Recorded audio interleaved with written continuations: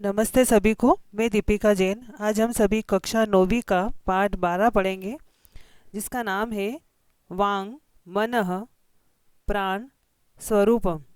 वांग यानी वाणी, मन यानी माइंड, प्राण उसका स्वरूप। वाणी, मन और प्राण का स्वरूप क्या है वो इस पाठ के अंदर बताया है। प्रस्तुतो अयम पाठ, प्रस्तुत यह पाठ छांदोग्य उपनिषद, छांदोग्य उपनिषद के षष्ठा अध्याय से छठे अध्याय का पंचम खंडात पांचवें खंड से सम उद्धृतो अस्ति, सम उद्धृत है। यानी यह पाठ जो लिया गया है ये छांदोग्य उपनिषद में से लिया गया है। 108 उपनिषद होते हैं, उनमें से छांदोग्य उपनिषद जो है उसके छठे अध्याय के, जैसे बुक के अंदर अलग अलग पाठ होते हैं, जैसे आपके ये 12वां पाठ है, उसी प्रकार से छांदोग्य जो उपनिषद है उसका छठा जो पाठ है उसके अंदर पांचवा जो खंड है, यानी ये छठा पाठ भी खंड में विभक्त है, तो उस पांचवें नंबर का जो खंड है उसमें से ये पाठ आपके लिया गया है। पाठ्य अंश यानी इस पाठ के अंश में मनोविषयकम, मनोविषयकम यानी मन के विषय में, प्राण विषयकम प्राण के विषय में, वाग विषयकश्च और वाणी के विषय में, रोचकम तथ्यम रोचक तथ्य जो है प्रकाशितम अस्ति, प्रकाशित है। यानी इस पाठ के अंदर जो है मन, प्राण और वाणी के बारे में रोचक तथ्य प्रकाशित किया गया है। अत्र उपनिषदि, अत्र यानी इस उपनिषद में वर्णित गुह्य तत्वानाम, यानी इस उपनिषद में जो छांदोग्य उपनिषद है तो इसमें वर्णित गुह्य तत्व यानी गुण तत्वों को सारल्यन सरलता से अवबोधार्थम यानी समझाने के लिए आरुणि श्वेत केतु, आरुणि और श्वेत केतु दोनों का संवाद माध्यमेन, संवाद के माध्यम से वांग मन प्राणानाम, वाणी मन और प्राणों की परिचर्चा कृता अस्ति, परिचर्चा की गई है। यानी इस उपनिषद के अंदर जो है जो गुण तत्व है उनको सरल तरीके से, यानी जो बहुत कठिन बातें होती है उनको सरल तरीके से समझाने के लिए आरुणि और श्वेत केतु दोनों का संवाद बताया है। संवाद का मतलब होता है कि दोनों में बातचीत बताई है और उस बातचीत के द्वारा वाणी, मन और प्राण के बारे में चर्चा की गई है। ऋषि कुल परंपरायाम, ऋषि कुल परंपरा से, ऋषि कुल कैसी परंपरा है तो ऋषि कुल परंपरायाम यानी ऋषि कुल परंपरा में ज्ञान प्राप्ते, ज्ञान प्राप्ति के लिए त्रीणी साधनानि संति, तीन साधन है। ऋषिकुल परंपरा है ऐसी कि उसमें अगर ज्ञान प्राप्त करना है तो उसके तीन साधन है। तेषु उनमें से, तीन साधनों में से, परिप्रश्नो अपि, परिप्रश्न करना यानी प्रश्न पूछना, एकम अन्यतम साधनम अस्ति, एक अन्यतम साधन है। यानी प्रश्न पूछ करके और फिर उस जो चीज़ को आपको उत्तर चाहिए तो प्रश्न पूछ करके उसके बारे में ज्ञान प्राप्त करना, नॉलेज प्राप्त करना, तो यह ज्ञान प्राप्ति का एक साधन है। अत्र यानी यहाँ पर गुरु सेवन पटु यानी गुरु की सेवा में चतुर शिष्य वांग मन प्राण विषयकान, वाणी मन और प्राण विषयों के प्रश्नान, प्रश्नों को पृच्छति पूछता है। अब यहाँ पर गुरु सेवा में चतुर जो शिष्य है वो वाणी, मन और प्राण विषयक प्रश्नों को पूछता है। और फिर आचार्य और आचार्य तेषाम यानी जो पूछता है उसके लिए इसमें आया है तेषाम यानी उनके, तो आचार्य उनके प्रश्नानाम, प्रश्नों का समाधानम करोति, समाधान करते हैं। यहाँ इस पाठ के अंदर ये बताया है कि वाणी, मन और प्राण विषयक प्रश्नों को जो है शिष्य पूछता है और आचार्य क्या करता है, उनके प्रश्नों का समाधान करते हैं। अब इस पाठ के अंदर जो है श्वेत केतु और आरुणि जो है उन दोनों का संवाद बताया है। श्वेत केतु, श्वेत केतु कहता है भगवान श्वेत केतुरहम वंदे, श्वेत केतु शिष्य का नाम है और आरुणि गुरु का नाम है। तो श्वेत केतु कहता है भगवान श्वेत केतु का, अहम यानी मैं, अहम का अर्थ होता है यहाँ पर मैं श्वेत केतु आपको जो है वंदे यानी प्रणाम करता हूँ। श्वेत केतु ऐसा कहता है आरुणि को कि भगवान मैं श्वेत केतु, यहाँ पर र में से अ बाहर निकलेगा, अहम हो जाएगा, मैं श्वेत केतु आपको वंदे नमस्कार करता हूँ। आरुणि कहता है वत्स चिरंजीव, वत्स यानी बेटे, चिरंजीव यानी दीर्घायु हो। चिर का मतलब होता है लंबे समय तक चलने वाला, जीव यानी जीवित रहो, लंबे समय तक जीवित रहो यानी दीर्घायु हो। तो बेटे दीर्घायु हो ऐसा हो, अरुणी आशीर्वाद देता है। श्वेत केतु कहता है फिर भगवान किंचित पृष्ठुम इच्छामि, किंचित यानी कुछ, पृष्ठुम यानी पूछना, इच्छामि यानी चाहता हूँ, कुछ पूछना चाहता हूँ। तो अरुणी कहता है वत्स बेटे, किम अद्य, किम यानी क्या, अद्य यानी आज, आज क्या, त्वया यानी तुम्हारे द्वारा, पृष्ठव्यम अस्ति पूछने योग्य है। वह अरुणी जो है उसको कहता है कि बेटे आज क्या तुम्हारे द्वारा पूछने योग्य है। पृष्ठव्यम यानी पूछने योग्य, अस्ति यानी है। श्वेत केतु कहता है भगवान ज्ञातुम जानना चाहता हूँ, इच्छामि यानी चाहना, ज्ञातुम यानी जानना चाहता हूँ। तो ज्ञातुम इच्छामि जानना चाहता हूँ, यथ की क्या जानना चाहता हूँ, किम इदम मन, किम यानी क्या, इदम यानी यह, मन यानी मन माइंड, यह मन क्या है ये जानना चाहता हूँ। तब अरुणी क्या जवाब देता है कि मन क्या है यानी माइंड क्या है। तो अरुणी कहता है वत्स, वत्स यानी बेटे, अशितस्य, अशितस्य का अर्थ होता है खाए हुए, अन्नस्य यानी अन्न का, यहाँ य में से अ बाहर निकलेगा, जो या लिखा हुआ है यहाँ से अ बाहर निकल के बन जाएगा अन्नस्य, अन्न जो हम खाते हैं वह अन्न। तो अशितस्य यानी खाए हुए अन्न का, यो यानी जो, अनिष्ट, अनिष्ट का अर्थ होता है सबसे छोटा भाग, सार्वधिक लघु भाग यानी सबसे छोटा भाग जो होगा। तन मन, वह मन होता है, वह माइंड होता है। यानी हम जो खाना खाते हैं, तो खाना जब हम खाते हैं तो उस खाने का, उस अन्न का सबसे छोटा भाग वह मन होता है, अपना माइंड होता है। श्वेत केतु कहता है फिर कश्च प्राण, च यानी और, कह यानी क्या होता है, प्राण, ये प्राण क्या होता है। तो अब उसने प्रश्न पहले पूछा था कि मन क्या होता है, तो गुरु ने जवाब दिया था उसका कि जो हम अनाज खाते हैं, जो भी हम खाना खाते हैं, तो खाए हुए अन्न का जो सबसे छोटा भाग होता है वही मन होता है। फिर यहाँ पर श्वेत केतु ने दूसरा प्रश्न पूछा कि और प्राण क्या है, च का अर्थ होता है और, कह यानी क्या है, प्राण, ये प्राण क्या है। तो अब अरुणी क्या जवाब देता है, पीता नाम यानी पिए हुए, अपाम, अपाम का अर्थ होता है पानी, पिए हुए पानी का, यो यानी जो, अनिष्ट यानी सबसे छोटा भाग है, सह प्राण, वह प्राण होता है।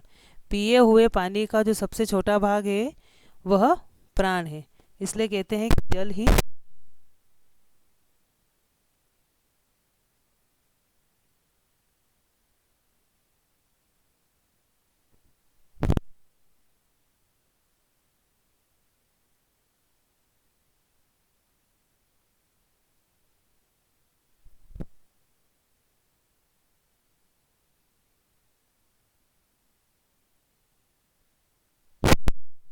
तो अब यहाँ पर अरुणी ने कहा वत्स यानी बेटे, अशितस्य, अशितस्य यानी ग्रहण की गई, तेजसा यानी ऊर्जा, ग्रहण की गई ऊर्जा का, यानी हम जो भी ऊर्जा ग्रहण करते हैं तो उस ग्रहण की गई ऊर्जा का, यो यानी जो, अनिष्ट सबसे छोटा भाग होता है, सा वाक, वह वाणी है।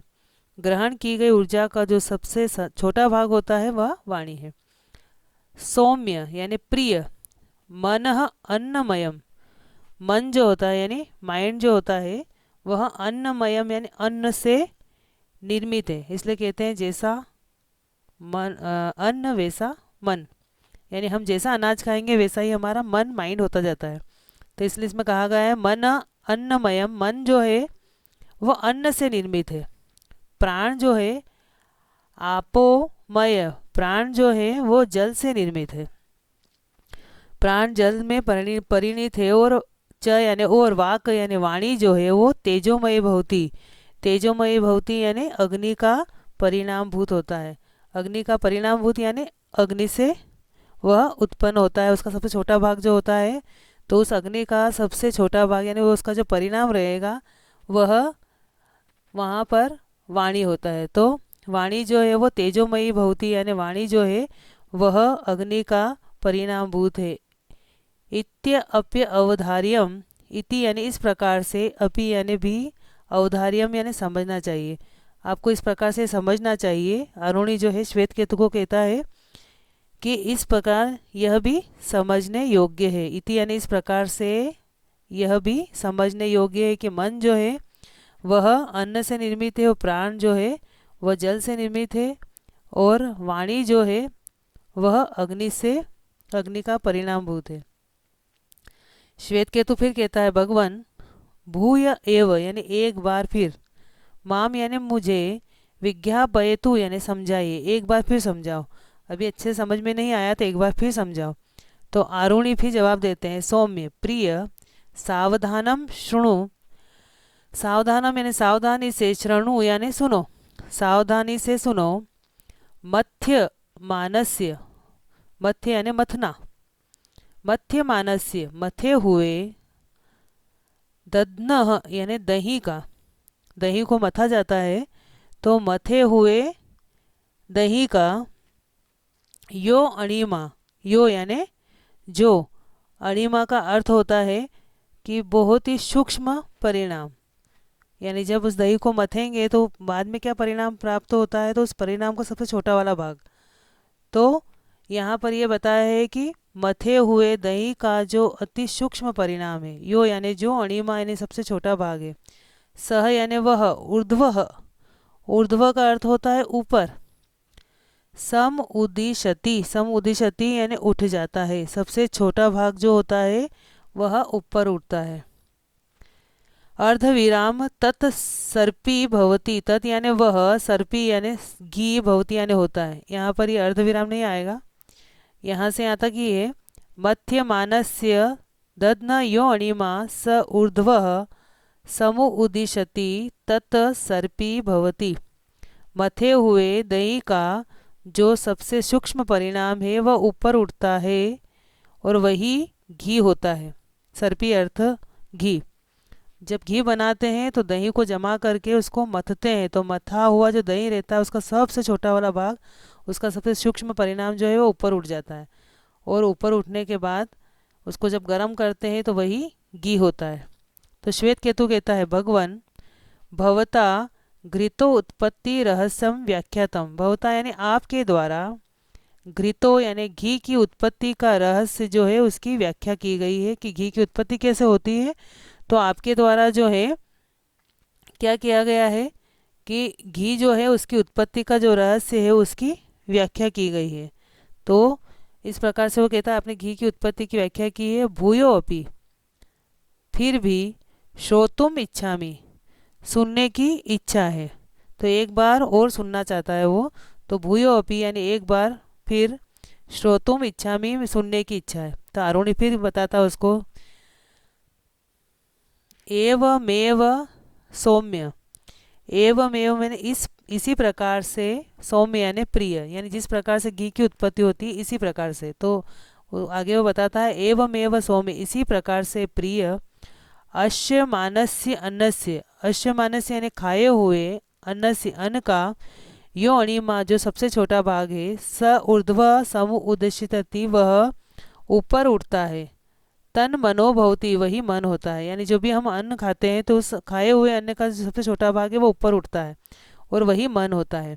अवगतम न वा, अवगतम यानी जान गए, समझ गए, न यानी नहीं, वा यानी अथवा, कि अथवा नहीं, समझ गए या नहीं समझे। तो श्वेत केतु कहता है सम्यक अवगतम भगवान, अच्छी प्रकार, सम्यक का अर्थ होता है अच्छी प्रकार से जान गया भगवान। फिर आरुणि कहता है वत्स बेटे, पिया पिय माना नाम अपाम, पिए हुए जल का, यो अणिमा जो सबसे छोटा भाग है, स ऊर्ध्व समु उदिशति वह सबसे छोटा वाला भाग जो है वह ऊपर उठता है, स एव प्राणो भवति और वही प्राण होता है, यानी खाए हुए अन्न का सबसे छोटा वाला भाग ऊपर उठता है और वही मन होता है, और पिए हुए जल का सबसे छोटा भाग ऊपर उठता है वही प्राण होता है। श्वेत केतु कहता है भगवान वाचम अपि विज्ञापयतु, वाणी के बारे में भी समझाइए। तो आरुणि कहता है सौम्य प्रिय, अश्य मानस्य तेजसो यो अणिमा। अश्य मानस्य यानी ग्रहण किए जाते हुए, तेजसो यानी तेज का यानी ऊर्जा का, यो अणिमा जो सबसे छोटा भाग है, स ऊर्ध्व समुदिशति वह ऊपर उठता है, सा खलु वह निश्चित ही, वाग भवती वाणी होती है। जो भी हम ऊर्जा ग्रहण करते हैं तो ग्रहण किए जाते हुए जो तेज है यानी ऊर्जा है, ग्रहण किए जाते हुए ऊर्जा का जो सबसे छोटा भाग है वो ऊपर उठ जाता है और वही वाणी होता है। वत्स यानी बेटे, उपदेशांते यानी उपदेश के अंत में, क्योंकि आरुणि जो है वह श्वेत केतु को उपदेश दे रहा है, तो उपदेशांते यानी उपदेश के बाद में। तो बेटे उपदेशांते यानी उपदेश देना यानी व्याख्यान देना, तो व्याख्यान के अंत में भूयो अपि यानी फिर से, त्वाम यानी तुम्हें, विज्ञापयतुम इच्छामि समझाने की इच्छा है कि, यानी उपदेश तो खत्म हो गया, तो उपदेश के अंत में जब आखिरी चल रहा है उसका आरुणि का उपदेश, तो वह कह रहा है कि बेटे उपदेश के सबसे आखिरी में यानी व्याख्यान के आखिरी में फिर वापस से दोबारा से फिर से तुम्हें समझाना चाहता हूँ कि अन्नमयम भवति मनः। वह आगे कहता है कि वापस समझाऊं तुम्हें कि अन्नमयम भवति मन यानी अन्न से निर्मित है मन, आपोमयो भवति प्राणा और जल से निर्मित है प्राण, और तेजोमयी च भवति वागीति यानी जो ऊर्जा है तो ऊर्जा से निर्मित है वागीति यानी वाणी। तो अन्न से निर्मित है मन, जल में परिणित है प्राण और अग्नि का परिणामभूत होता है वाणी। फिर आगे समझता है किम च यानी और, फिर यादृशम अन्नादिकम, यादृश यानी जिस प्रकार का जैसा, अन्न आदिकम अन्न आदि, ग्रहणांति ग्रहण करता है, मानव यानी इंसान, इंसान जिस प्रकार का अन्न ग्रहण करता है, तादृशमेव वैसा ही उस प्रकार का ही, तस् यानी उसका, चित्त आदि का मन आदि जो है भवती इति हो जाता है। मनुष्य जिस प्रकार का भी अन्न ग्रहण करता है उसका मन वैसा ही हो जाता है। मद उपदेश सार, यह मेरे उपदेश का सार है। आरुणि जो है श्वेत केतु को कहता है कि जैसा अन्न खाएंगे उस व्यक्ति का मन वैसा ही हो जाता है, यह मेरे व्याख्यान का सार है। वत्स यानी बेटे, एतत् सर्वम हृदयेन अवधार्य, एतद यानी यह सब बातें जो उसने बताई है ये सब हृदयन यानी हृदय में, अवधार्य धारण करो, यानी ये नहीं कि एक कान से सुना दूसरे कान से निकाल दिया, इन सबको हृदय में धारण करो। तो श्वेत केतु भी कहता है यदा, यदा यानी जैसी, आज्ञा जैसी यदा, और यहाँ से यदा में से आ बाहर निकलेगा, यदा शब्द अलग है आज्ञा अलग है। यदा आज्ञापयति जैसी आज्ञा देते हैं भगवान, एष प्रणमामि यह प्रणाम करता हूँ, वह उसको प्रणाम करता है कि आप जैसी आज्ञा दें, यानी आपने कहा है कि हृदय में धारण करो, तो आप जैसी आज्ञा दे भगवान, और यह प्रणाम करता हूँ। तो आरुणि में आशीर्वाद देता है, वत्स बेटे चिरंजीव दीर्घायु हो, तेजस्वी यानी तेजस्वी हो, तेजस्विता से युक्त हो, नो यानी हम दोनों के द्वारा, अधितम पढ़ा गया यानी हम दोनों ने जो चीज़ पढ़ी है वाणी मन और प्राण के बारे में, तो आज हमने जो भी संवाद किया है, तो आरुणि आशीर्वाद देता है और कहता है पुत्र दीर्घायु हो, और नौ यानी हम दोनों के द्वारा, अधितम पढ़ा गया जो ज्ञान है, जो भी चीज़ हमने पढ़ी है आज, तो पढ़ा हुआ ज्ञान, तेजस्वी अस्तु यानी तेजस्विता से युक्त हो, हम दोनों के द्वारा पढ़ा गया ज्ञान तेजस्विता से युक्त हो। ये बात इसमें कोष्टक में लिख रखी है, आवयो यानी हम दोनों द्वारा, अधितम यानी पढ़ा गया, तेजस्वी अस्तु यानी तेजस्विता से युक्त हो, तो क्या युक्त हो, ज्ञान, तो हम दोनों के द्वारा पढ़ा गया ज्ञान तेजस्विता से युक्त हो। तो इस प्रकार से इस पाठ के अंदर जो है श्वेत केतु और आरुणि के माध्यम से मन, प्राण और वाणी की उत्पत्ति कैसे होती है, कहाँ से होती है, उसके बारे में इस पाठ के अंदर बताया है। तो वीडियो के माध्यम से इसका हिंदी अनुवाद करने की कोशिश करें। धन्यवाद।